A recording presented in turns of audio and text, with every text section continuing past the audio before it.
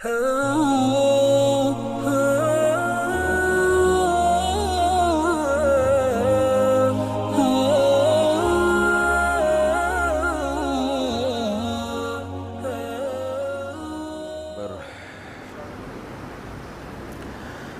لله نحمده ونستعينه ونستغفره ونؤمن به ونتوكل عليه ونعوذ بالله من شرور أنفسنا ومن سيئات أعمالنا من يهده الله فلا مضل له ومن يضلل فلا هادي له ونشهد أن لا إله إلا الله وحده لا شريك له ونشهد أن محمدا عبده ورسوله صلی اللہ تعالی علیہ وعلی آلہ واصحابہ وبارک وسلم تسلیما کثیرا کثیرا۔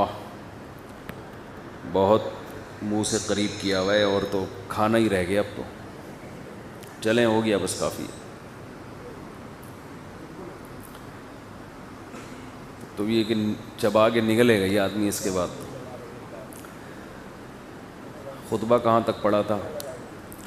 الحمد للہ نحمده ونستعینه ونستغفره ونؤمن به ونتوکل علیہ ونعوذ باللہ من شرور انفسنا ومن سیئات اعمالنا من يهده الله فلا مضل له ومن يضلل فلا هادي له ونشهد ان لا اله الا الله وحده لا شريك له ونشهد أن محمدا عبده ورسوله صلى الله تعالى عليه وعلى آله وأصحابه وبارك وسلم تسليما كثيرا كثيرا، أما بعد فأعوذ بالله من الشيطان الرجيم، بسم الله الرحمن الرحيم۔ ويل لكل همزة لمزة الذي جمع مالا وعدده يحسب أن ماله أخلده، وقال النبي صلى الله عليه وسلم الكيس من دان نفسه وعمل لما بعد الموت۔ تھوڑی سی آواز بڑھا دیں، فل ہے ہی نہیں، چلو پھر صحیح ہے، ورنہ میں کہہ رہا تھا کہ شاید میری خاطر اگر ایک یہ، کیونکہ مجھے اندازہ ہوتا ہے نا کہ مجھے کب زور لگا کے بولنا پڑ رہا ہے اور کب، چلو چلیں ہو گیا، اب صحیح ہے۔ یہ جو میں نے قرآن مجید کی آیت تلاوت کی ہے،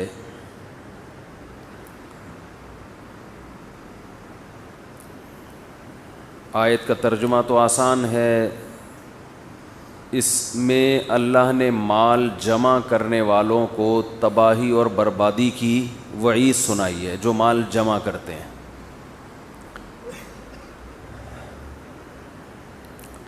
مال جمع کرنا ایک تو بینکوں میں ہوتا ہے، زندگی ختم ہونے والی ہے مگر کمیٹیاں ڈال کے پیسے جمع کر رہے ہیں، بینکوں میں رکھ کے بڑھائے چلے جا رہے ہیں، کھا رہے نہیں ہیں، نہ کھا رہے ہیں نہ کھلا رہے ہیں نہ پہن رہے ہیں، اور کوئی کھانا شروع کر دے تو اس کو کھانا شروع کر دیتے ہیں۔ میری عادت ہے کھانے کی، الحمدللہ۔ لوگوں کو کھاتا ہوا آدمی اچھا نہیں لگتا، جمع کیا ہوا اچھا لگتا ہے، کہ پیسہ رکھ کے غریبوں کی طرح گھومتا رہے، وہ اچھا لگتا ہے لوگوں کو۔ کوئی چیز خرید لوں تو 20 سوال شروع، یہ موبائل کہاں سے آیا، یہ چیز کہاں سے آئی ہے، تمہیں کیا ٹینشن ہے یار، کس کے پاس کون سی چیز کہاں سے آئی، تمہارا ہیڈک تھوڑی ہے، چھوڑ دو۔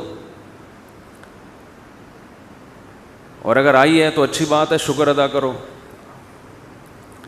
اور یہ اعتراض وہ کر رہے ہوتے ہیں جن کی مالی حیثیت ہم سے بہت زیادہ ہے، تو اپنی کنجوسی پہ رونا آنا چاہیے کہ ہم مفتی صاحب سے زیادہ کما کے بھی غریبوں جیسی لائف گزار رہے ہیں۔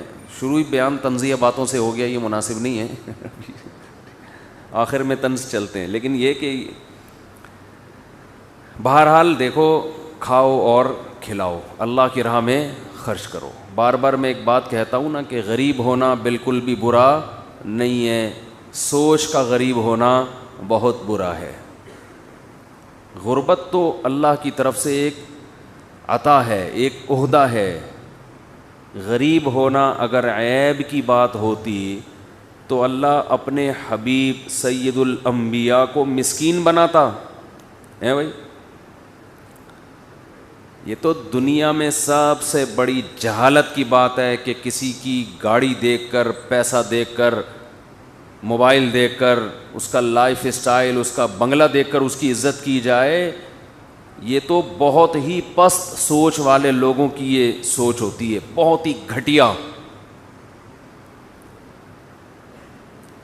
انسان کو اللہ نے فضیلت دی ہے دوسری مخلوق پر علم کی وجہ سے، دولت کی وجہ سے، وسائل کی وجہ سے نہیں دی۔ دولت فرعون کے پاس، وسائل فرعون کے پاس، لیکن اللہ کس کے ساتھ تھا؟ موسیٰ کے ساتھ۔ فرعون تو طعنے دیتا رہتا تھا بار بار، ام انا خیر من ھذا الذی ھو مہین، میں بہتر ہوں یا یہ؟ ایسے توہین آمیز لہجے میں نا اشارہ کیا جاتا ہے کہ یہ موسیٰ غلام قوم کا، مسکین، نہ اس کے پاس سونا نہ چاندی، کچھ بھی نہیں۔ ھذہ الانہار تجری من تحتی، میرے پاس مصر کی حکومت، میرا محل، اور اس کے نیچے نہریں بہتی ہیں۔ پرلے درجے کا ایک نمبر کا بے وقوف۔ لیکن میں ایک بات بتاؤں، جب میں ایک فرعون کو بے وقوف کہہ رہا ہوتا ہوں تو مجھے لگ رہا ہوتا ہے کہ اس سے بڑے ہم سب بے وقوف ہیں، ہم سب اس سے 2 ہاتھ آگے ہیں، کیونکہ جس چیز پہ فرعون فخر کر رہا تھا تو آج تو ہم بھی اسی پہ فخر کرتے ہیں۔ اس میں کون سا کوئی، سب اسی پہ تو فخر کرتے ہیں۔ تو آدم علیہ السلام کو جب اللہ نے بنایا تو فرشتوں کو تعجب تھا کہ ہم عبادت کرنے والے، ہمیں سجدے کا حکم دیا جا رہا ہے اس مٹی سے بنی ہوئی مخلوق کو، تو اس میں ایسے کون سے قمقمے لگے ہوئے ہیں، یا کون سے ایسے اس میں کوئی خاص چیز ہے جس کی وجہ سے ہمیں اس کو سجدے کا حکم دیا جا رہا ہے؟ بنایا بھی مٹی سے، اور بنایا بھی بہت بعد میں، ہماری عمریں بھی لمبی، ان کی عمریں بھی چھوٹی، ہم کھانے پینے کے محتاج نہیں، اور اس کو 2 وقت کی روٹی نہ ملے تو سارے مسائل بھول جاتا ہے۔ کہتے ہیں بغداد میں ایک دفعہ قحط پڑا تھا، تو جتنے بغداد کے عاشق تھے نا، جن کے عشق چڑھے ہوئے تھے دماغ پہ، ہوتے ہیں نا عاشقوں کا دماغ پہ عشق چڑھ جاتا ہے کہ میں اس کے بغیر رہ نہیں سکتا، مجھے تو وہ دلا دو، میں تو مر جاؤں گا، میں یہ کر لوں گا۔ یہ اس وقت تک ان کے جذبات ہوتے ہیں جب تک پیٹ میں پراٹھا موجود ہوتا ہے۔ میرے منہ سے روٹی نکلتی نہیں، پراٹھا ہی نکلتا ہے، معذرت کے ساتھ۔ کھانے میں جتنا مزہ آتا ہے نا صبح پراٹھا، اتنا ہی کہنے میں بھی مزہ آتا ہے۔ تو ہم جب پراٹھے سے مثال دی جا سکتی ہے تو روٹی کی طرف کیوں ہے، لیکن صرف صبح کے وقت میں۔ تو یہ جب تک عاشقوں کا عشق دماغ پہ چڑھا ہوتا ہے اور ان کو محبوب کی محبت دیوانہ کرتی ہے، جب تک پیٹ میں پراٹھا موجود ہو۔ پیٹ سے اگر کوئی نوالا چھین لے، روٹی چھین لے، تو سب سے پہلے عشق کافور ہوتا ہے۔ انسان کہتا ہے روٹی کھلاؤ، محبوب جائے بھاڑ میں، معذرت کے ساتھ، روٹی چاہیے، روٹی۔ تو کیا کہہ رہا تھا میں، جو بیان لے کے چل رہا تھا وہ یہ بغداد کا پر کہاں سے آ گیا، بغداد سے پہلے کیا بات چلی تھی؟ خیر جی، گھٹیا سوچ پہ تو بات چل رہی تھی، یہ پتہ نہیں مثال کہاں سے۔ چلیں، تو میں یہ عرض کر رہا تھا کہ ہم فرعون کو تو لعن طعن کرتے ہیں کہ موسیٰ ہاں بات آدم علیہ السلام کی چل رہی تھی۔ آپ لوگ کہتے ہیں یہ مفتی صاحب کا دماغ کیا ہو گیا کہ بھول جاتے ہیں، تو آپ لوگ کو کون سا یاد رہتا ہے کہ کیا بات چل رہی تھی؟ ایک آدمی کا بھولنا اتنا عجیب نہیں، پورا مجمع بیٹھا ہوا ہے، ایک کو بھی یاد نہیں ہوتا۔ تو آدم علیہ الصلاۃ والسلام روٹی کے محتاج ہیں بھائی، فرشتے روٹی کے محتاج نہیں ہیں۔ فرشتوں میں طاقت انسان سے زیادہ، فرشتوں کی عمریں لمبی، موت آتی قیامت کے دن ہی مریں گے، اس سے پہلے مرنے کا کوئی چانس نہیں ہے. تو ہر لحاظ سے انسان سے بہتر، مگر انسان کو حکم دیا جا رہا ہے کہ وہ سجدہ کرے فرشتوں کو حکم دیا جا رہا ہے کہ وہ سجدہ کرے کسے؟ انسان کو.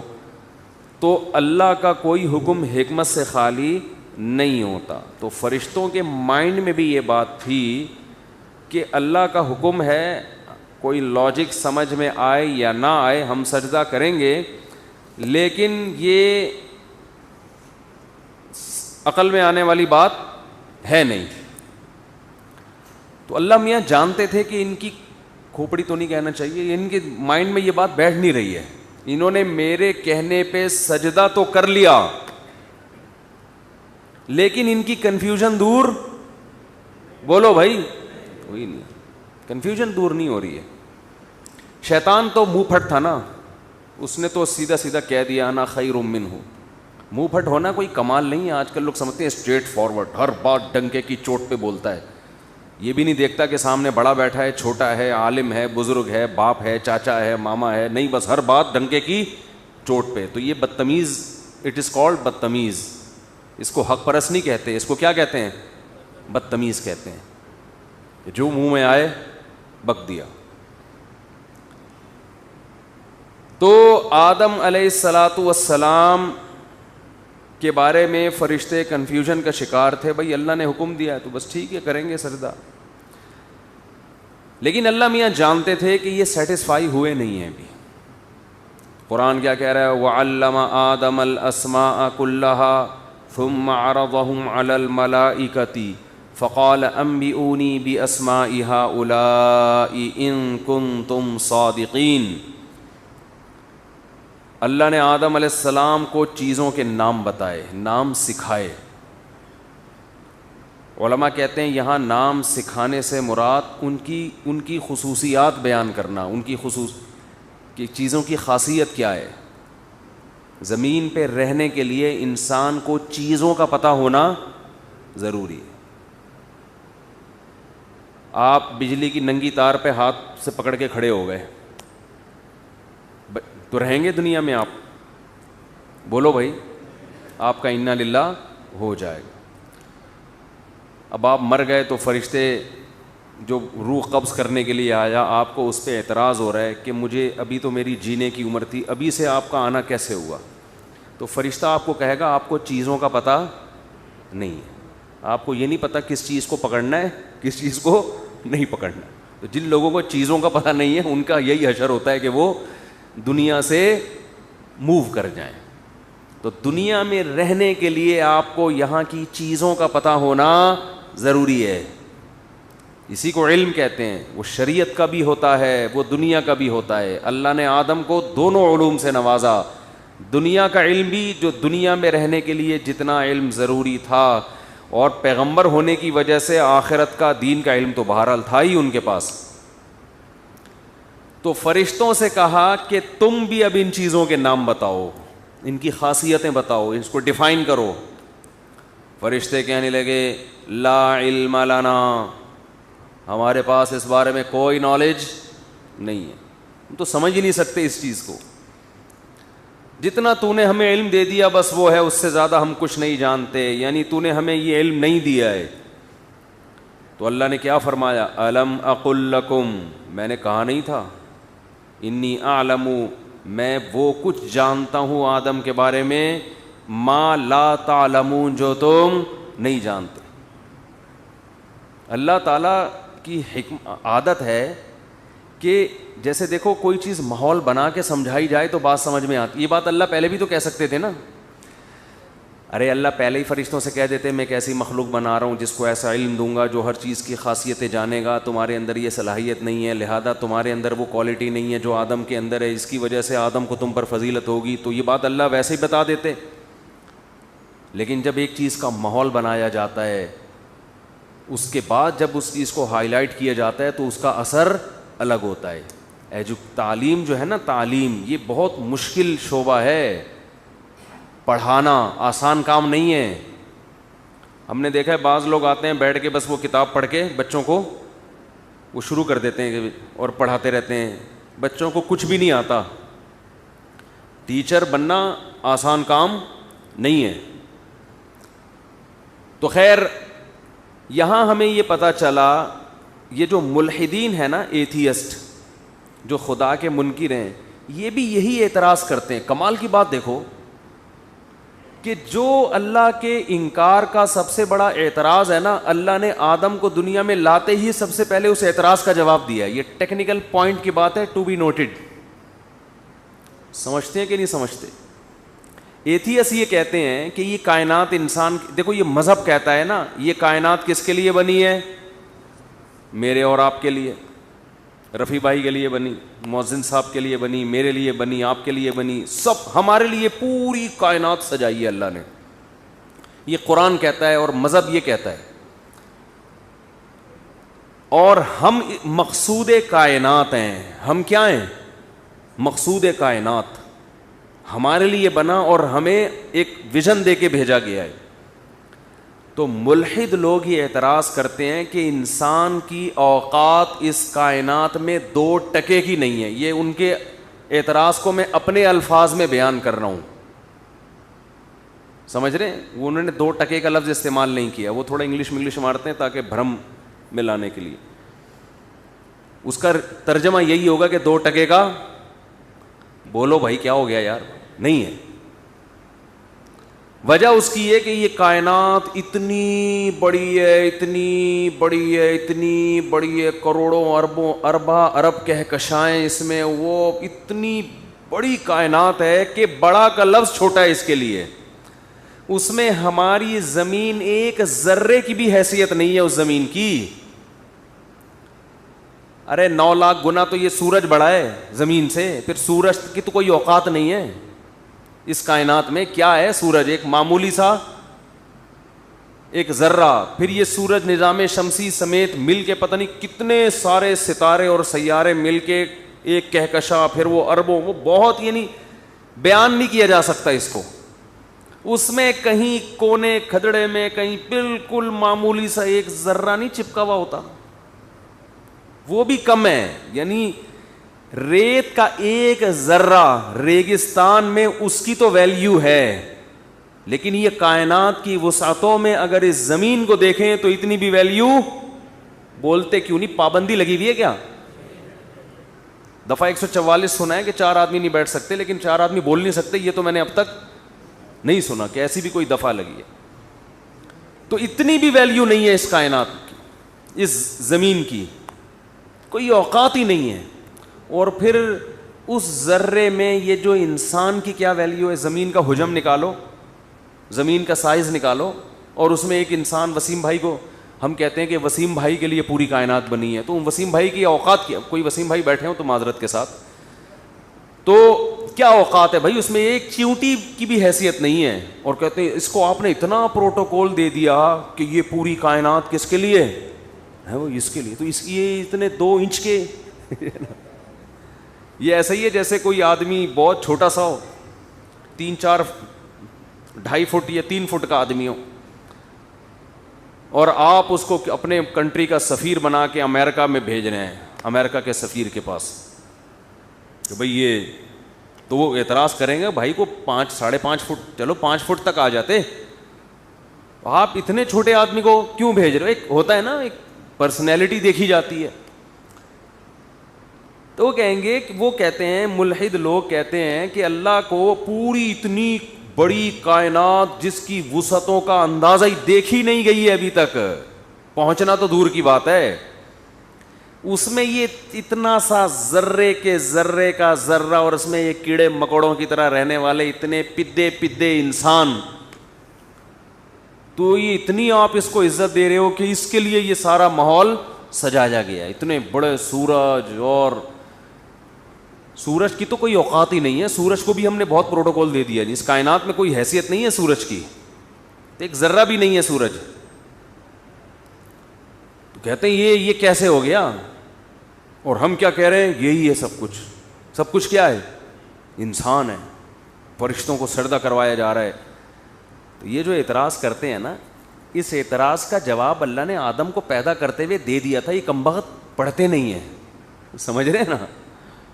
اللہ نے آدم کو پیدا کرتے ہی سب سے پہلے اس اعتراض کا جواب دیا, کیونکہ شیطان کو بھی یہی اعتراض ہوا تھا. شیطان اس کے مادے کو دیکھ رہا ہے کہ یہ بنا کس چیز سے, اور اس کے سائز کو دیکھ رہا ہے کہ کتنا سا ہے. سمجھ میں نہیں آ رہی بات, میرا خیال ہے. وہ دیکھ رہے ہیں مٹی سے بنایا ہے. بلکہ ہم تو ایتھیسٹ سے کہتے ہیں کہ ایک اور تڑکا لگا دو. آپ کہہ رہے ہو نا اتنا سا, ہم کہتے ہیں اتنا سا اور گندا سا بھی ہے.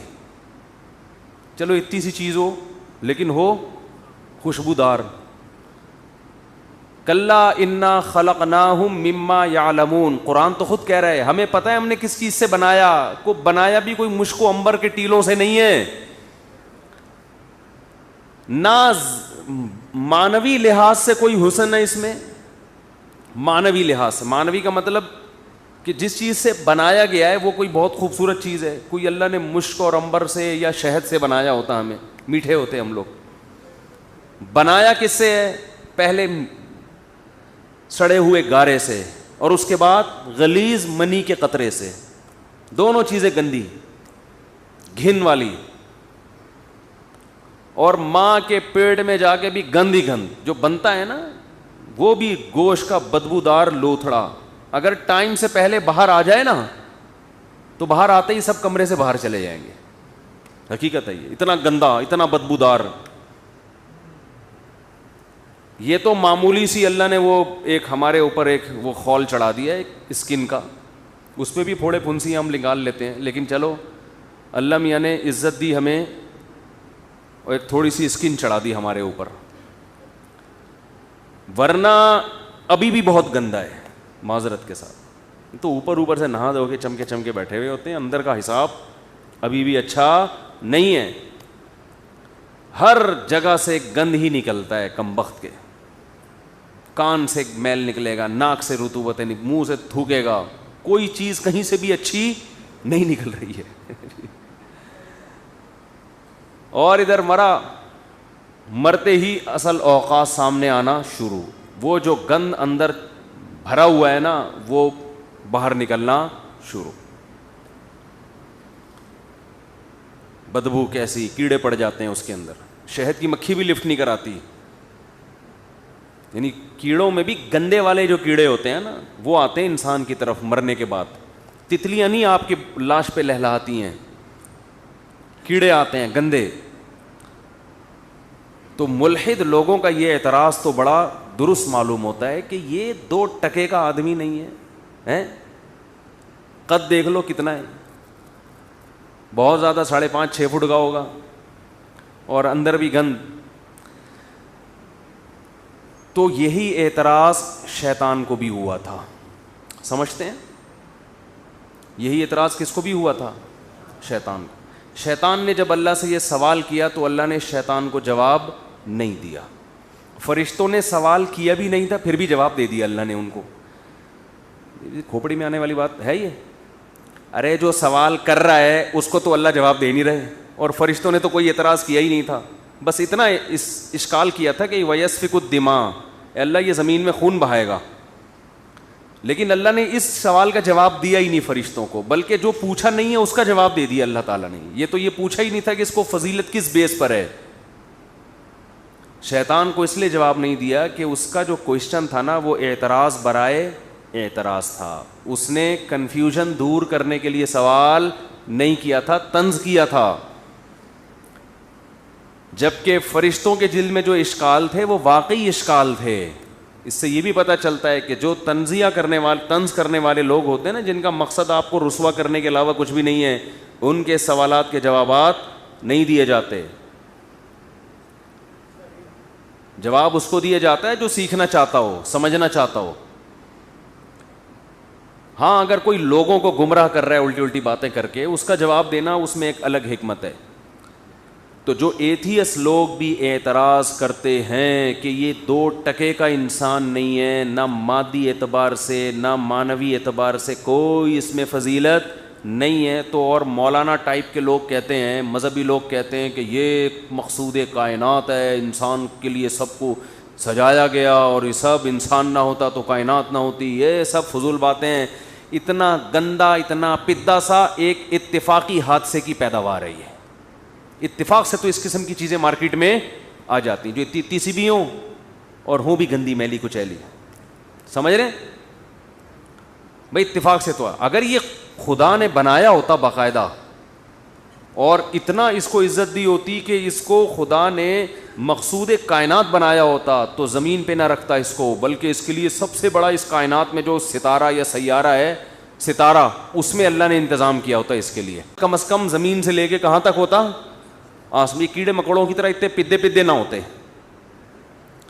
اس کا جو سر ہے ٹوپی کے بغیر عرش سے ٹکرا رہا ہوتا جب یہ کھڑا ہوتا, اور اس کی ٹانگیں سمندر کی تہ میں ہوتی. یعنی مقصد تو یہی نکلا نا کہ اگر سائز کی بیس پر انسان کو فضیلت ہوتی تو پھر تو انسان کا قد دنیا میں پہاڑوں سے بھی زیادہ اونچا ہوتا. یہ پہاڑ تو اسپیڈ بریکر ہوتے ہیں ہماری گاڑیوں کے.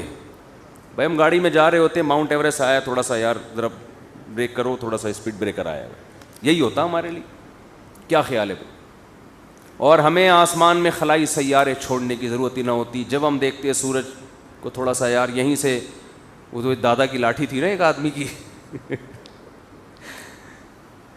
وہ ایک دو چھوڑو بیٹھے ہوئے تھے. ایک نے کہا کہ میرے دادا کے پاس گھوڑا تھا. اچھا, لوگ دادا کے بارے میں بڑی چھوڑتے ہیں کیونکہ دادا مر چکے ہوتے ہیں, ان سے کوئی جا کے پوچھے گا تو نہیں کہ آپ حضرت یہ آپ کا ارشاد ہے بھی کہ نہیں ہے. تو ایک نے کہا کہ میرے دادا کے پاس اتنا بڑا استبل تھا گھوڑوں کا کہ اس میں گھوڑا پتہ نہیں کتنے دن تک دوڑتا رہتا اور وہ استبل ختم نہیں ہوتا. پتہ نہیں 40 سال تک دوڑتا رہتا یا 50 سال تک. دوسرے نے کہا کہ میرے دادا کے پاس اتنی بڑی لاٹھی تھی کہ یہیں سے بیٹھ کے چاند کو سیٹ کرتے رہتے تھے, تھوڑا سا یوں کر دیا, تھوڑا سا یوں کر دیا. اس نے کہا جھوٹ بول رہا ہے, اتنی بڑی لاٹھی وہ رکھتے کہاں تھے؟ کہہ رہے تیرے دادا کے استبل میں رکھتے تھے وہ. کہہ رہے اتنی بڑی لاٹھی وہ رکھتے کہاں تھے؟ اس نے کہا تیرے دادا کے استبل میں رکھتے تھے. تو جو ایتھیس کہتے ہیں نا کہ انسان کو فضیلت, یہ کیسی فضیلت, یہ تو اتنا سا ہے, تو بھائی اس کا مطلب پھر فضیلت دینی ہوتی تو اللہ اتنا بڑا بناتے اس کو کہ یہیں سے لاٹھی کی بھی ضرورت نہ ہوتی. چاند کی سیٹنگ یہیں سے, جیسے ہم بلب انسٹال کر رہے ہوتے ہیں نا, تو ایسے ہی چاند کو, یہ ہلال کمیٹی کا مسئلہ ہی ختم ہو جاتا.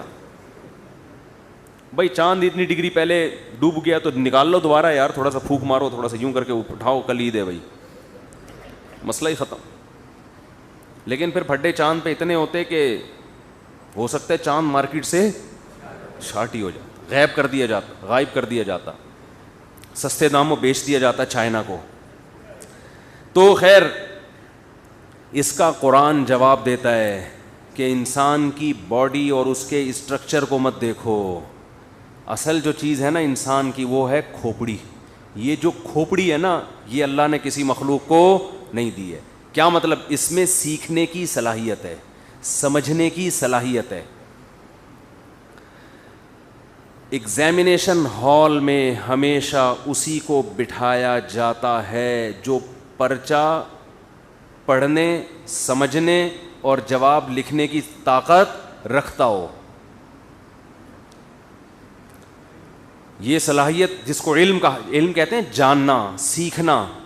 علم کا مطلب نالج نہیں ہے, نالج تو معلومات کو کہتے ہیں.